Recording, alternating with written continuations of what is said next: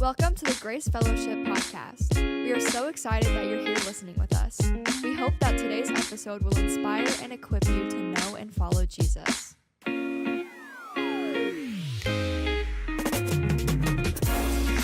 Well, welcome, Grace Fellowship. Man, I'm excited to be on the podcast with you today, here with Pastor Rocky. We're in our series Game Plan, and we talked, Pastor Rocky preached this weekend on serving, and we're going to get into that in a minute. But first, I just want to talk about this past weekend. It was amazing, yes. Yeah. And a lot of people just got like a taste of it on Sunday, but we got to experience it Friday, Saturday, Sunday. We have a thing called Break Weekend, where there were close to 400 students, like 398. 398 signed right? up. Yep. Signed up for the weekend, and then adults on top of that. So there's over 500 people. Yeah, easy part of this weekend, and man, it was great. It was an amazing time. They come together. They have worship experiences that are, a lot like camp, and great message. And then they go and they get in small groups. And I just point that out because, like, we think that a lot of times people, like, life choices happen in crowds, but really life change happens in community, right? Community, and so groups. In groups. And so that's why we do what we do. But man, it was an incredible weekend. It takes tons of people to pull that off. So if you lost sleep this weekend, and because there was kids at your house, or you were driving till 2 o'clock in the morning or whatever. Yes. But I want you to know that, like, that was really the picture of what Pastor Rocky was talking about as far as serving goes. You served significantly this weekend, and in many cases, we already know that there's an impact for eternity. There were it was right at 30 or a little over 30. Over 30 that prayed to receive Christ on Saturday night. Yes. And awesome. It's incredible. And so still more of those. We got to see lots of baptisms. In fact, there were so many baptisms at the 8 o'clock service. If you came to the 8 o'clock service, which we always tell you, the best seats are still available at 8 and 12:30, which they are. We need you to continue to move those ways normally. But on break weekend, we had all the students come to that service. And so they came with their families. And that was the largest Sunday one service attendance we've ever had at Grace. And it was, I thought it was super cool. I know it's a little chaotic, but man, sometimes there is something so incredible to celebrate in the midst of it wasn't really chaotic. No, it was just full of energy. There's just energy. I mean, it was just electric in the whole facility. Yeah. I mean, there were some inconveniences that happened, but there were people sitting on the floor in the East Auditorium. We had people sitting in additional seating in the intermediate room. It was so cool. And if you got to see the baptisms, I mean, I don't know. You text me in the middle of it and said, "Hey, dude, pray that I can hold it together." Dude, it was just seeing God just work. It even started on Friday night, being here and just watching God just move in the lives of the students. Just the beginning, and then all day Saturday, and watching Saturday night when the kids were just engaged in worship. And I was just like, dude, this is what it's all about. I was like, this is the next generation is going to be leading the church, is in this room right now. And I was just like, wow, I hope I can handle this tomorrow. And then I get here Sunday morning, and we have all these baptisms. I'm like, okay, now I really need to start praying about holding this together. Yeah. It was so moving just to see. It was great for me to see parents baptizing their kids. Oh, I love it. Small group leaders baptizing the people that they've invested in for a year. It was just, I just loved it. We have an incredible student team. Pastor Lane, Pastor Colton, Aubrey. Yeah. Man, you remember these days. You don't understand how many hours of prep go into that, and how much time and how much energy. I mean, I just remember my team always left because I was so excited for the weekend. I'd be up at 5:36 and awake till 3, 4 o'clock in the morning. You didn't need much get sleep up the next. I would be fine, and then after church on Sunday, when we sent the kids home and I ate lunch, I would go home and I would hibernate. I would sometimes go home, and I remember there was a time in the Woodlands when I was a student pastor down there. I went home. We had it on Super Bowl weekend. I went home, went to sleep, woke up, and the Super Bowl had begun.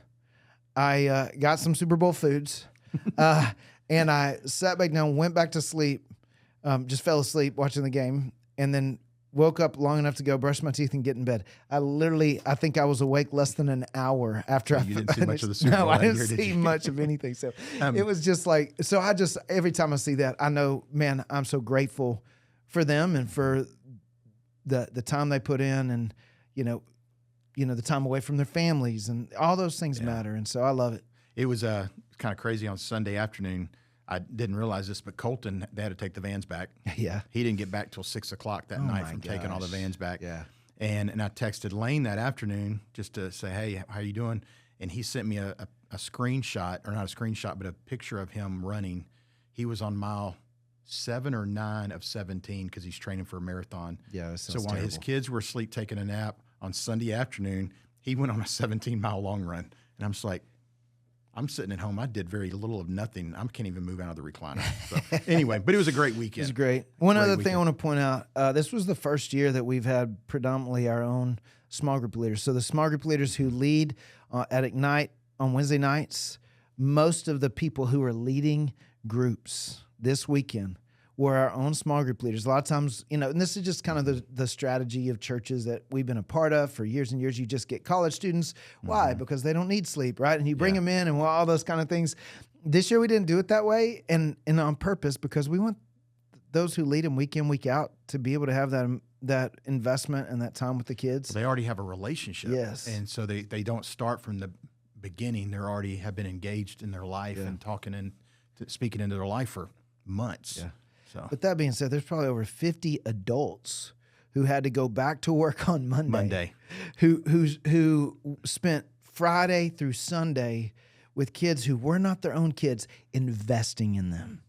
Dude, that's how And to loving be every great. minute of it. That's how to be great right there. So excited. They were just so excited about it. Yeah, and I say that's how to be great because that's what we talked about is just serving.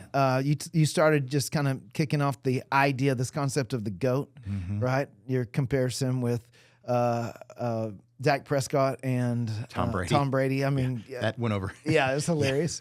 Yeah, nobody's arguing that. Got a little humor But there. I mean, it's obvious. The other ones were pretty obvious. Of course, Jordan is the GOAT. Yeah, I would say the same thing. Obvious.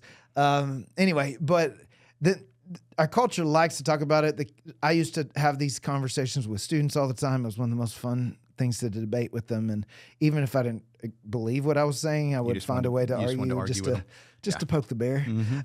But that being said, why do you think our culture is so obsessed with this idea of ranking people, of what does it look like to be the GOAT?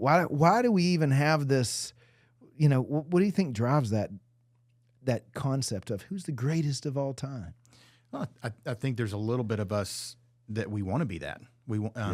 There's that selfishness that we want to be known as the greatest of all time, especially if you're an elite athlete or you're in your industry, you're up to that level of being elite, because there's something that separates you from everybody else when you are considered the GOAT. But I think it's a kind of a little bit of a false drive. Because you just want to be better than everybody else. Yeah. So you said in your message that like greatness is mostly subjective, right? It's based on opinion and even time frame, which is part of the thing I always think about when it comes to even some of what would be considered the greatest of all time baseball players. The game has changed so much that they don't even play the game the same way, and so you're comparing stats of people who now play 100+ games to people who played 80 games or 60 games or whatever in a year, and you're like, it's not the same. You're like, you can't even compare. But they played different back then, right? They didn't get paid millions of dollars to play. Most of them actually had other jobs, right? And then they played baseball. But that being said, like it's this idea is so subjective. It's a moving target.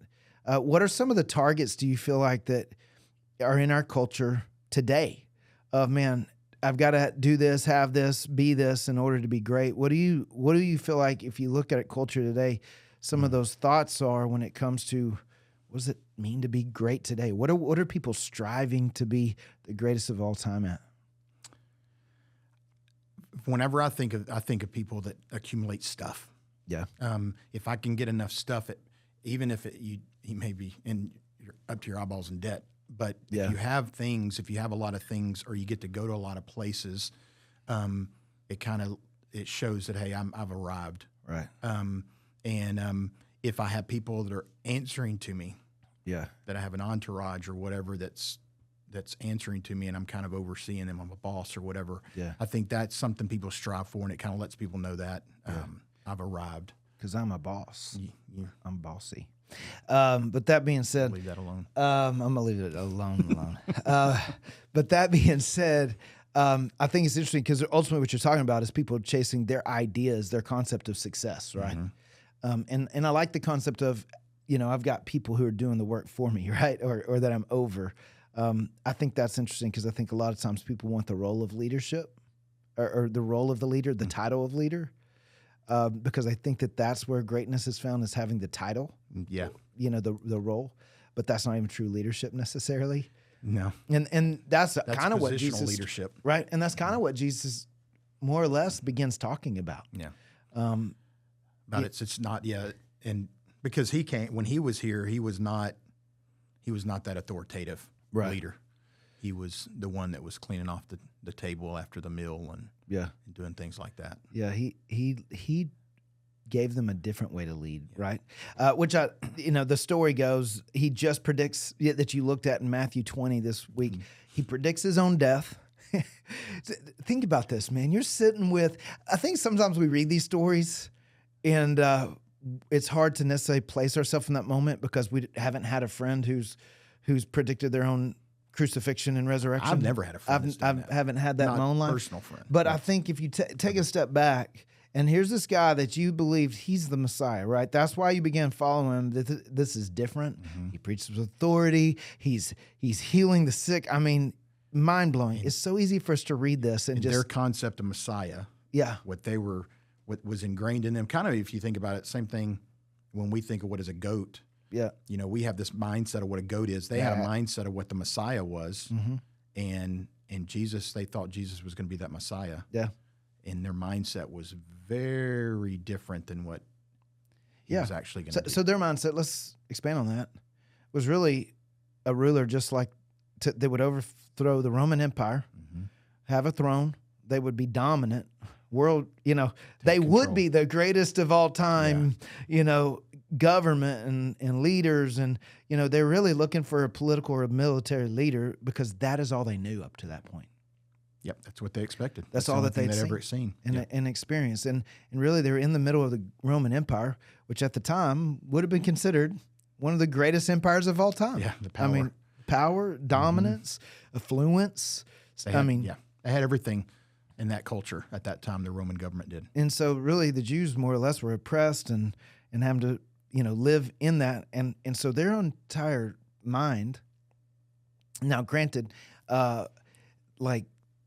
they'd been waiting for about 400 years since the last word that a prophet had spoken in the Old Testament before Jesus got there. So they were waiting. They hadn't necessarily heard from God. They hadn't, none of silent for a while. it'd been what people call a time of silence. But yet many walked away.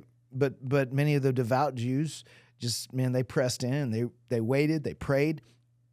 But in the meantime, they cultivated their own idea of what greatness looked like based on all they knew. So, I think sometimes we can be judgmental and be like, man, I can't believe they missed it.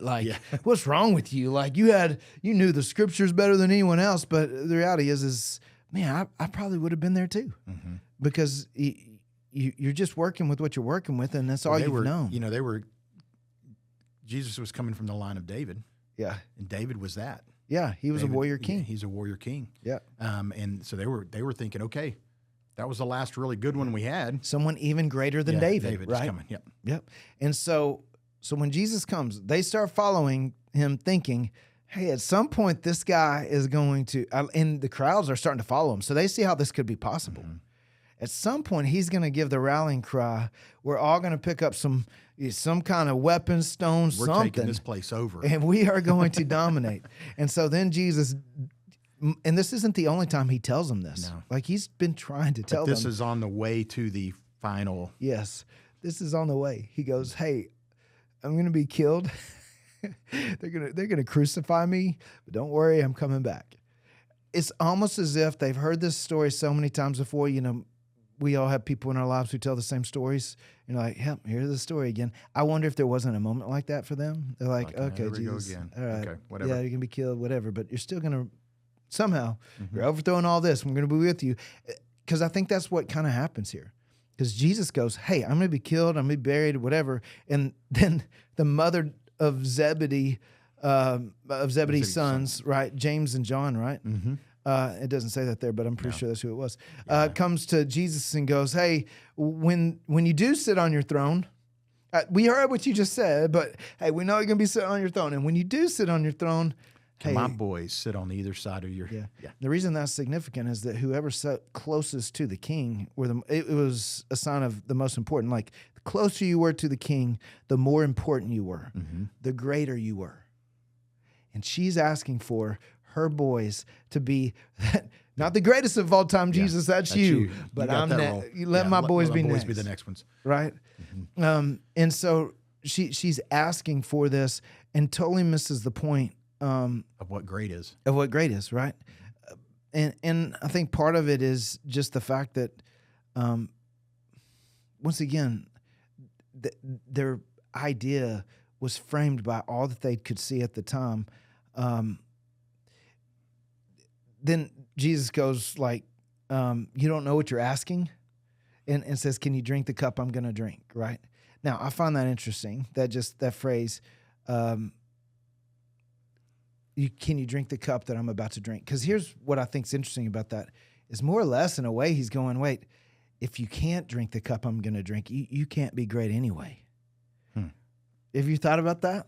I thought about that when I saw that. It's just not that they could, but more or less he's going, you want the greatness without the trials. You want the greatness without the struggle. You want the greatness without drinking the cup. Without drinking the cup. Yeah. And in the cup, I don't know, saying, the cup doesn't necessarily have to be the crucifixion. I mean, the cup was the cup of laying yourself down. Dying to yourself. Right. And so and then... being that servant. And being the servant, right? So the other 10 heard about it, and so here's what I think's interesting. Those two hear about it. They hear Jesus' response, and instead of taking heed and going, oh, I don't know what he's talking about, but they actually get mad. It says they're indignant. They're ticked that the other two brothers were trying to, like, I think about it, racing to the front seat, right? Trying to move up. And that's what your boys always do. Yeah, they race the front seat, put a dent in the side of the door, slamming up against it, Well, and that's the thing about when I was looking through this, preparing this message, one of the things that stood out to me about our culture, saying we're GOAT or greater, is in order for me to be greater, I've got to beat you.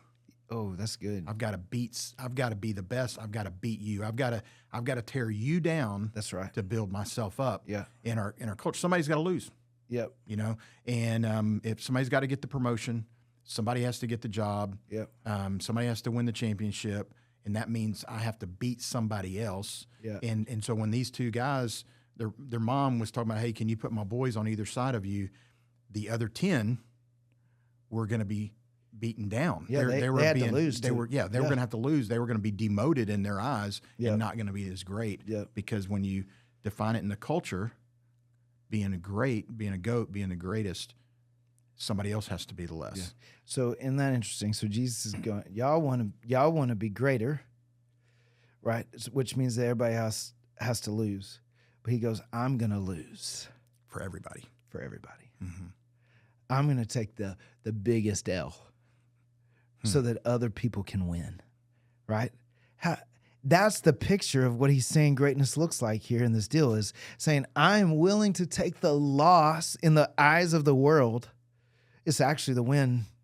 But I'm going to take the loss in the eyes of the world so that ultimately everyone else could win. So that anyone else who believes in me can win. Everyone else is losing. Doesn't matter how great you think that you're doing. If you don't know Jesus, you're losing. If you don't, you're in a losing, fight. Which at the end of the day, like, I think most people come to a place where they realize that. I mean, how many people do you know that have everything? I know plenty that the world says you need to know, need to have, and need to be, and yet they still don't feel like they're winning. Yeah, but once they strive for that. Once they get it, then they realize, okay, that doesn't fill the void. That does not, I don't feel like I'm winning. So now what do I need to do? Yeah, I need to get this next thing. I need to do this next thing. I need to keep moving forward. It's a moving target. Yeah, and it never. And if to your point about being greater is that you're constantly like, to be greater, you have to continually look around and see how I'm doing. And compare yourself to other people. Right. You're constantly comparing. And here's what I've found is that there's always someone smarter than me, which doesn't take a lot sometimes. This table, but anyway. Always someone, right? But there's someone stronger. There's someone faster. There's someone, doing better. There's someone, that looks like their highlight reel at least looks like they're achieving more. They're like, there's always, you will never win that battle. The comparison trap. And so you're chasing something that is unattainable. Now, here's what I did love is just Jesus's kind of radical shift, right? His reframe of what it looks to be great. Because he says, you know that rulers of the Gentiles lord it over them and their high officials exercise authority over them. He's pointing out, hey, the reason... This is what they do. This is what you're thinking is great. They power up. Yeah. Is that you're thinking the more important you are in the you get authority to control system, things and boss people around. Yeah, the more in control you are, the greater you are. And he flips it and goes, not so with you. No. It's not about how many people serve you. It's now going to be about how well you serve others, right? It's about not being the one that everyone serves. It's about being the one who serves everyone. Literally is what he flipped, the leadership script on his head. 180. Yeah. Completely opposite. Yeah. And so he goes, Son of Man did not come to be served, but to serve and give his life as a ransom for many, to lay his life down, to take the loss so that others could win. So everybody else can be great. Yeah. So he redefines what it means to be great. The greatness, and now the statement, and this was kind of your main idea, that serving is something you do, being a servant is someone you are, right? Will you just kind of expand on that? Yeah, for a second? That kind of rocked me during my study. That's good. Because I consider myself one that likes to serve. Yeah. I like to serve.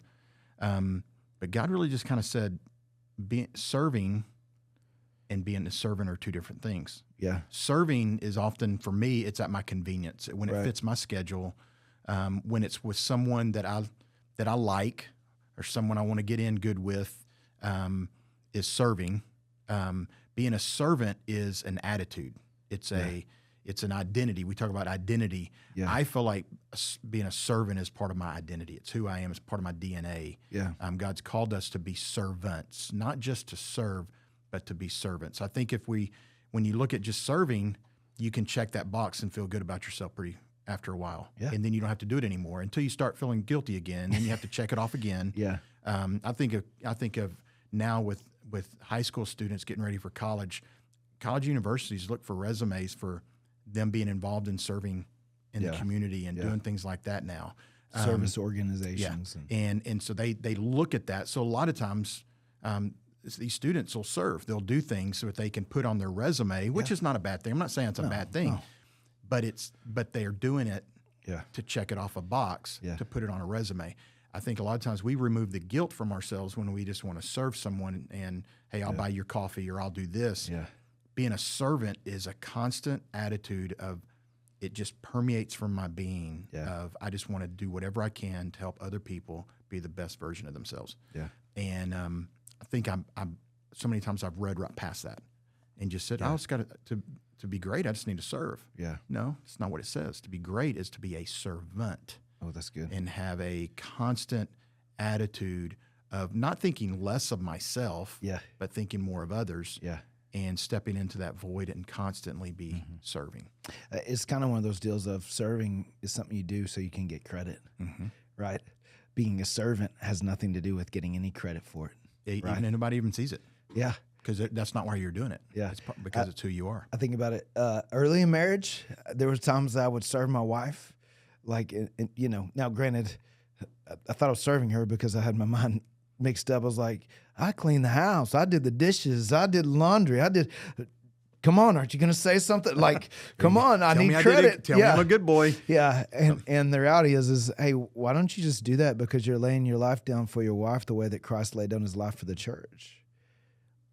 He didn't go, all right, tell me I did good for you. Tell me I took care of you, right?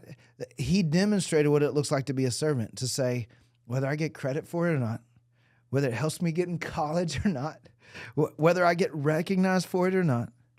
No, I'm going to do this because this isn't something I do. It's someone that I am. I love that statement this weekend when you said that. I mean, that was like a, light bulb type moment, because you're right. I think serving, because it becomes something we do. And I think serving's good, right? You start somewhere. Yeah, it's not bad. It's not anything wrong with it. But it's not about doing. It's about being, right? It's about being a servant. Now, I think, too, the part of that is a little bit about motivation. Yeah. Your heart in the process of serving, or what's your motivation behind it? Mm-hmm. Why are you doing it? Why are you, why? My wife just came back in town. She was gone for business for a little while. She came back in town yesterday, and I always have to make sure the house is cleaned up after I've been a bachelor for about 3 days. So you won't get grounded. So don't get in trouble. Yeah. And so I did all these things when she came back.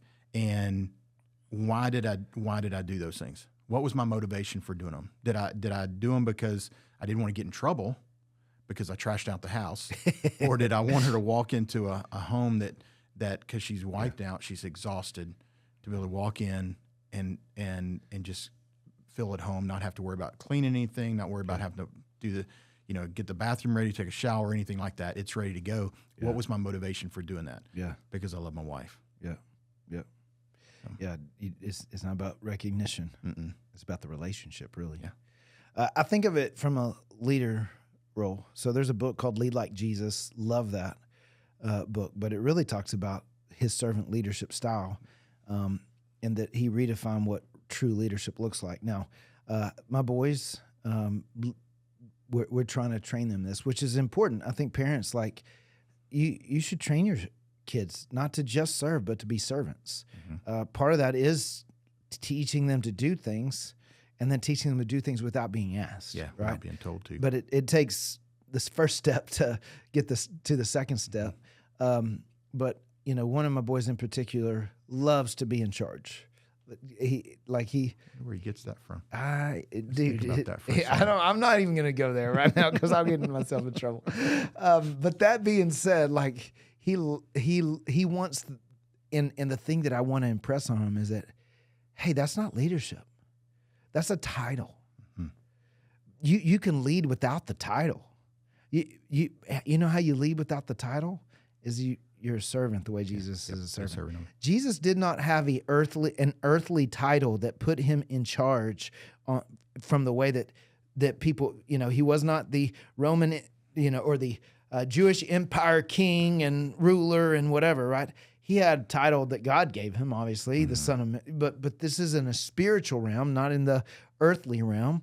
And yes, the two combine. There's theology there I don't want to get into.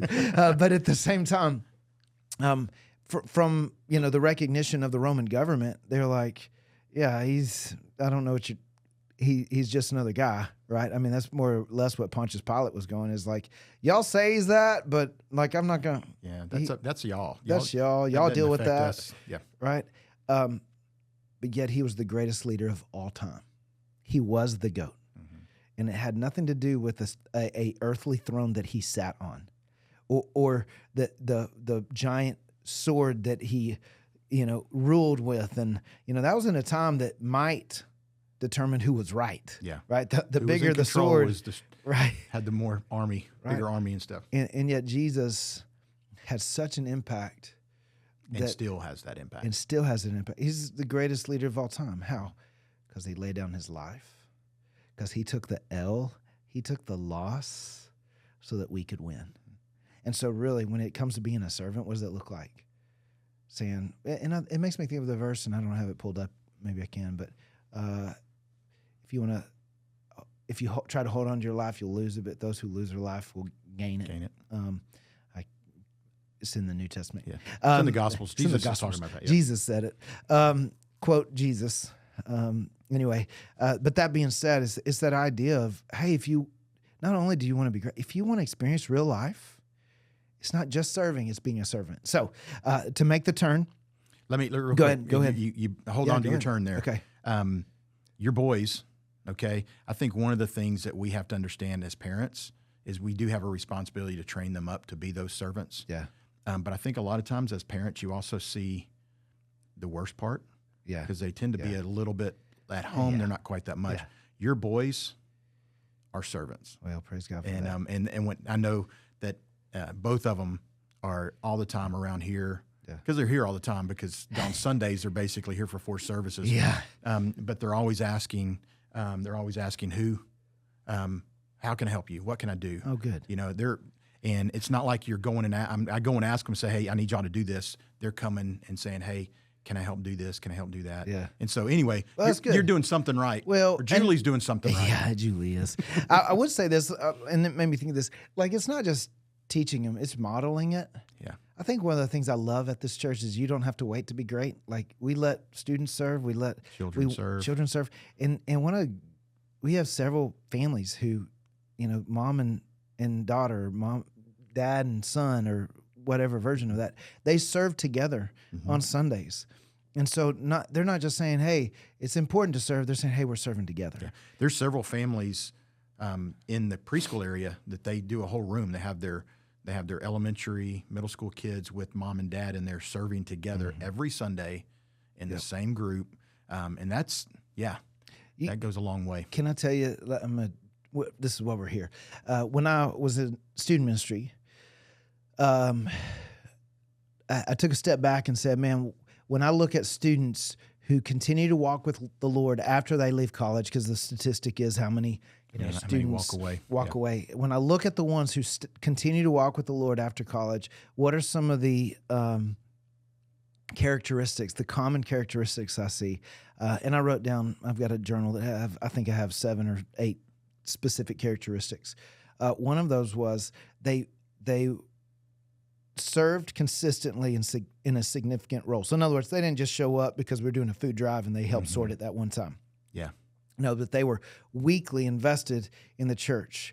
And so as I took a step back, I started thinking, well, this is what I saw modeled for me. I grew up in a church where I wasn't necessarily able to serve in that way, which is okay. And nothing, it's just a different model. But my parents did. I mean, it was just part of what and so when I got to college, and I think this is what happens with those who serve in a significant way. So I was looking for a church where I could serve. I was waiting for someone to let me serve, right? I think that happens if your kids grow up in a church serving consistently. They aren't looking for a church where they can just attend. They want to be a part of it. They go, hey, I want to be in a church where I can be a part of it. And which honestly, that's what the church is. It's a church on mission. That we're here to equip people to do the ministry. Well, what does that mean? It means that we're giving people opportunity to be servants as a part of God's mission and advance His mission. And so, that being said, parents, like, this is a part of their spiritual training that you just say, hey, this is what we do as followers of Jesus. Not just, well, this is what we do because we're supposed to. But no, and that's the other. Go ahead. Maybe not even this is what we do. It's who we are. Yeah, it's who we are. It's who we are as a church, but also who we are as Christ followers. Yes. That we should be engaged in that mission on an ongoing basis. I'd even say as a church, not just our church, but any church that proclaims Jesus Christ, if you're at that church, God placed you there for a reason. Yep. And it's not just to sit in a chair. Yeah. He's given you gifts, He's given you abilities, and you're there to be a servant to carry out the mission of that church. Grace Fellowship being ours. And so to not let people be servants here is shortchanging them on what God's placed them here to do. Yeah. I almost think of it like a general contractor at a house, right? He gets there and he knows what needs to be done, but he calls people in who have the right tools and equipment and training and he's not the one doing all the work. Right? He lines them up. Like, I believe that everybody here is a part of building God's church, and you've got a certain skill set that God wants to use as a part of building His church. And so, like, we're here to do it together. That illustration just came to me. I'm going to use it again on a Sunday sometime. But that being said, like, Write that down. Yeah, write that down. But that being said, like it's not because the church needs you to do things. It's because God has created you to be a part of what He's doing. He's invited you to. He's invited you to. It's who you are, not something you do. So, to make the turn, you talked about up front, man.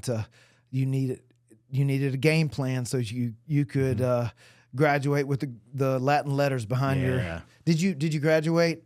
I did. Summa cum laude? It was one of those. Yeah. It was the bottom one, but it was one of those. Oh, yeah.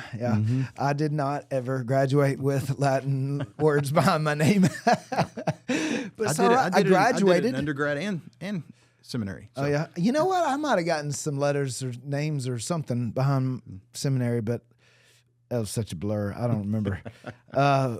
So you had a plan, right? Go to class, take notes. Have no fun. Right? All the things that was probably the part of my plan that didn't work out because I was You were very having too much busy fun. having fun. Find that hard to believe. Really?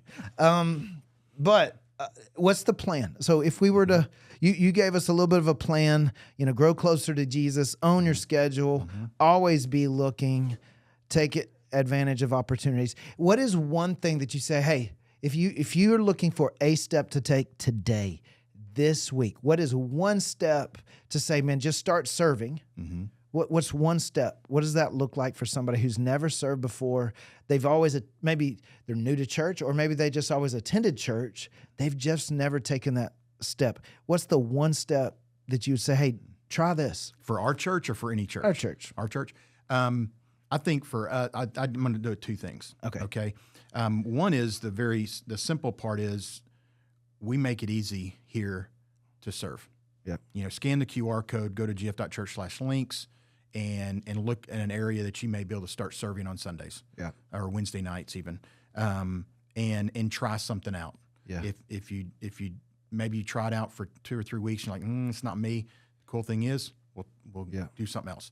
Okay, but just take that step of serving. Yeah. The other thing is growing closer to Jesus is the foundation part of that. The more we're like Jesus, the more we're wanting to serve, be a servant like Him. Yeah. And so you begin to grow in your relationship with Him. Wherever you are in your journey, you need to continue to grow. Yeah. And so if you're spending time with Him on a regular basis, what's that next step for you in growing more like Jesus? Maybe you're not spending time with Him. Go to the Grow class, or do the first15.org. Or begin to read your Bible, begin to pray, begin to talk to Him.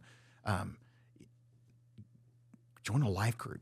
Get involved with some people that maybe one step ahead of you spiritually to help you in that journey. Yeah. There's so many different so many ways, right? There's so many, and depending on where you are, and so many different steps you can take to begin to grow in your relationship with God. Because I believe once we begin to let Jesus just impact everything that we are. We begin to see life the way He did. Yeah. And He was that servant. Yeah. He was the one that took the loss for us. So I heard someone just this last week say something along the lines of, they're new to faith, new to this thing, and early on they were just trying to add spiritual stuff to their lives. Whereas they're to a place where they go, no, we want to build our lives around Christ, around the relationship with Christ. I think that's a lot of it. And here's the other thing I would say: if you're serving in a role that it's maybe not, ask yourself why. Why do I feel like this is not a fit? Like what's at the core of? Because here's the thing that I've seen before is that sometimes we start serving and we still have a little bit of our old self in there going, this isn't great enough for me. There's a quote that one of the leaders that I was under used to say is that if you're too big to serve, then you're not fit to lead. And wow, if you're not, if you're too big to serve, then you're not fit to lead. And I think about that from the standpoint. I know there's been times, and I say this because there's been times in my life where I looked up and was like, really, God? this is what you want me to do. And it was a time of refining for me, because what I was actually saying to God is that, God, I'm better than this. Yeah. Like, surely you have something more important than this. And I think God was going, no, I need you to see how important even the little things are. Mm-hmm. That you're willing to find joy in even the little things. One of our staff values is servant of all. Yeah. And the other day, I was doing an interview. We're hiring some assistants here, and I was doing an interview with someone explaining our values. And one of the things that we started talking about servant of all, and I was talking about you and how as our lead pastor, you can tell people to do stuff. Okay, you don't do that, but you can. And I still visually remember. I can see the picture. We were doing, it was a men's event, women's event. It was something. It was a big event here, marriage event, something like that. And I looked up across the lobby, and you were coming out of the men's bathroom with a mop bucket and a mop. And immediately for me, I'm saying, okay, our lead pastor, that's what he does. Every one of us are in that same position. We should be willing to step into being a servant. And it's easy to follow someone that's pushing a mop bucket around. You know what I'm saying? Yeah. And so that for me, and I can't remember when it was within the last 5 years. Yeah. But because I've only been the lead pastor for 5 years. Yeah. But I still can see that picture. There's nothing else I remember about the weekend. I don't know what we were doing or anything, but I remember watching you coming out of that bathroom with a mop bucket. And it is easy to follow a leader that is a servant. It's true. We've served in lots of places, and it is definitely easier. One of the last things you said was true greatness is defined, and thanks for that, dude. I didn't see that coming. It got me a little bit. True greatness is defined by the longevity of your impact. Man, just explain that real quick. As I've gotten, I'm about to turn 56. Okay? Really? Yeah. Whoa. Yeah, I can see on the beard. But over the years, one of the things Can I pause you real quick? Sure. Bet you're 56. Can I tell you, like, one of the things that sometimes, like, I don't know how to feel about it, but people will call me Rocky a lot sometimes. I'm like, didn't somebody recently just think that I was that? It's the somebody wisdom. just recently thought you were my son, didn't they? Didn't that? So, I don't know. That's funny though. But anyway, as I've gotten older, I realize that the years of ministry, there's more years of ministry behind me than there are in front of me. No way. You're going to do this till you're 120, bro, just like Moses. I hope not. I hope I go home. But what am I investing in now that's going to outlast me? That's good. That's a good question for everybody, right? Buying a new car, in 8 years, I'm going to get another one. It's just one of those things. But for me, how many lives am I going to impact? Yeah. How many men am I going to influence to be better husbands, better dads? Yep. The longevity. How many kids?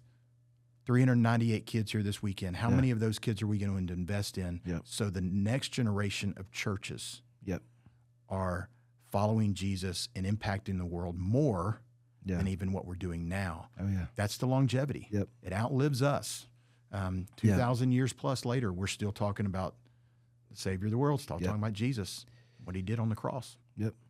So here's the thing, man. If you're looking to serve, I want you to know that, like, when you serve in the parking lot, you're making an impact that has longevity. Yes. Because every time you see people baptized who man, they came to the church for the first time in a long time or first time ever, and you helped make them feel at home because, man, you took some of the anxiety away by helping them just know where to park and know where to go in, and you high-five them, and you help the wall come down just a little bit, and you serve them coffee, and now all of a sudden they feel a little bit at home, and a cookie, man, this is kind of enjoyable, and then you get, like, they get to the service, and they feel like they had a place to sit, and this church was ready for them, and they're excited, and their kids, they feel really good that their kids are going to be well taken care of, and they sat down, and now all of a sudden all of the walls that were built up are coming down, and they lean in just a little bit, and God begins to speak to their heart. Listen, it started in the parking lot. Yep.